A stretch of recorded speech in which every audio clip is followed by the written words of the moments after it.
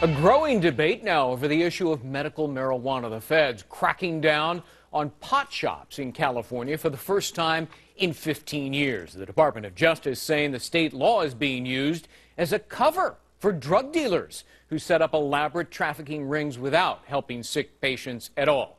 Casey Stiegel live from our Los Angeles newsroom. And Casey, I guess it's reefer madness there in California. What prompted the crackdown?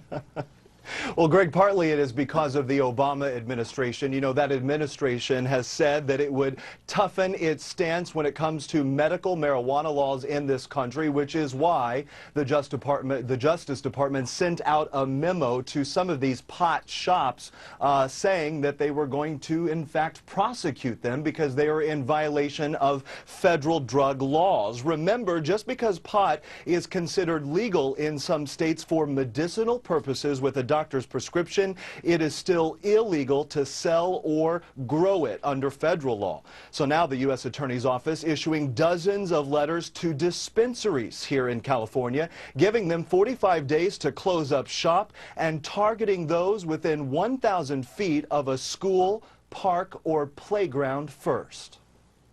I understand there are people in California who believe marijuana stores should be allowed to exist, but I trust that these same people will all agree we don't need retail marijuana outlets across the street from playgrounds and schools and Little League fields.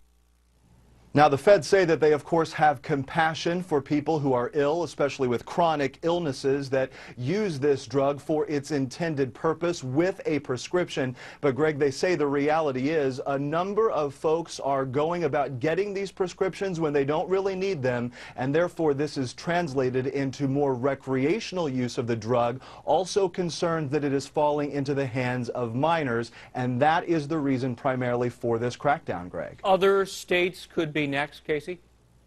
Yeah, absolutely. In fact, 15 other states in this country have similar laws allowing you to have medical marijuana again, so long as it's used for medicinal purposes. Now we're hearing reports that officials in Colorado, Nevada, Oregon, and Washington have been warned of similar crackdowns. In fact, the feds say they will even go after landlords who are caught renting their space to dispensaries and also leaning on banks to close the accounts of dispensary owners. Meantime, medical marijuana advocates say that this is a violation of patient rights. They say this is another example of the federal government putting its nose where it does not belong. And they also allege, Greg, that some of these cash-strapped states could stand to lose millions of dollars in tax revenue that medical marijuana sales generate, and also the number of jobs that this controversial industry contributes to the economy as well.